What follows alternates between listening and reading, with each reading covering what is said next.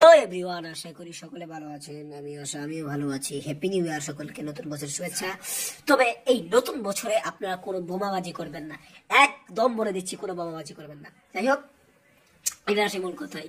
খাদান তুলতে নাকি আমাদের সকলকে দিত এবং দেবকে একসাথে দেখা যাবে, একটু তুতলামি করে বললাম কারণ এটা অসম্ভব। খাদান তুলতে কিছুতেই দেখা যেতে পারে না জিদ্দাকে, যদি জিদ্দা রাজি না হয়, বুঝছেন? জিদ্দা যদি স্বয়ং নিজে না রাজি না হয় ততক্ষণ হবে না। আচ্ছা, খাদান টুতরে জিত আসলো, আসার পরে কোন ঘোড়ার ডিমি করবো, কোন এরা এখন কেমিও দিলেও দিতে পারে, কিন্তু ডিসিশন করতে বলছে আমি যদি না থাকি খাদান তো আমি হতে দেব না, জিত থাকতে পারবে না। তারপরে জিদ্দা রাজি হন, একটা ক্যারেক্টার দিলেও দেওয়া যেতে পারে এর জন্য।